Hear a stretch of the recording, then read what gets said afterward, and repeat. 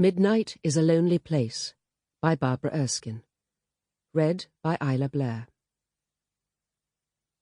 Her hair was the colour of newly frosted beech leaves, glossy, rich, gently tumbling from its combs as he pulled her against him, his lips seeking hers.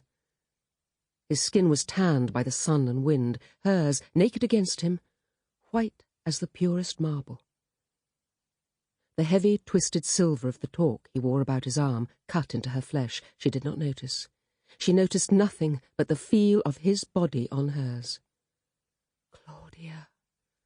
He breathed her name as a caress, a plea, a cry of anguish. She smiled. Gazing up at the sky through the canopy of rustling oak leaves, she was utterly content. Even child and husband were forgotten. For this man in her arms, she was prepared to risk losing both, to risk losing her home, her position, life itself. He stirred, and raising himself onto his elbows, he stared down at her, his face strangely blank, his silvery eyes unseeing. Claudia, he whispered once more.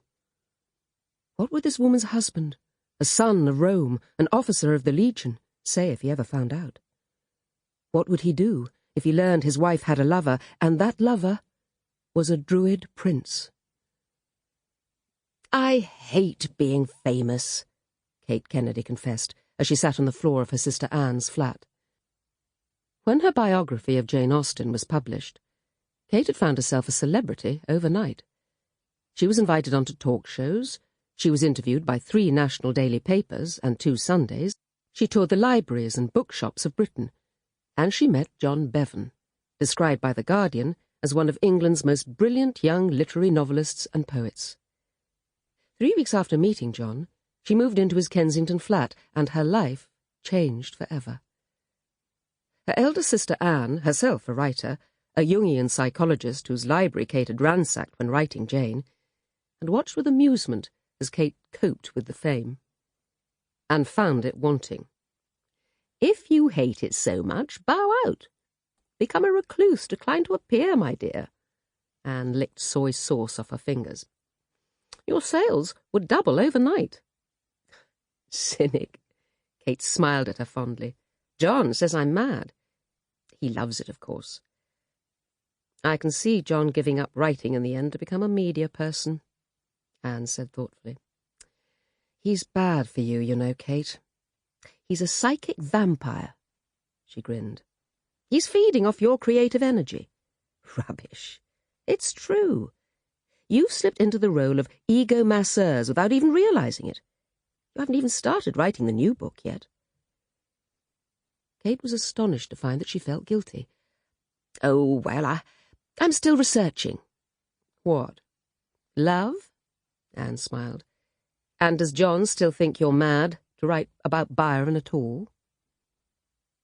Kate smiled fondly. "Yes. He thinks Byron is too well known. He thinks I should have plunked for someone more obscure and not so attractive," she added as an afterthought.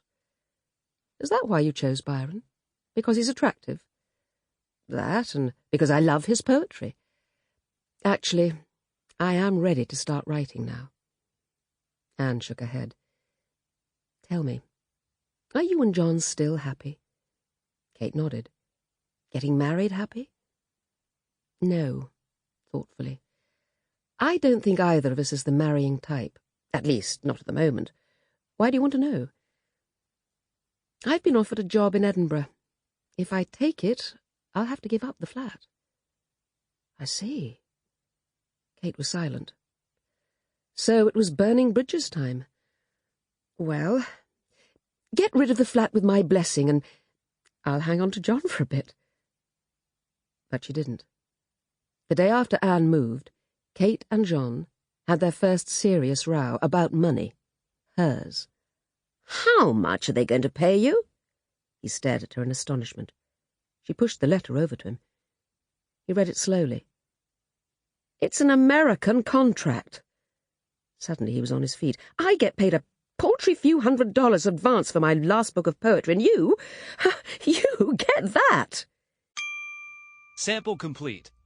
Ready to continue?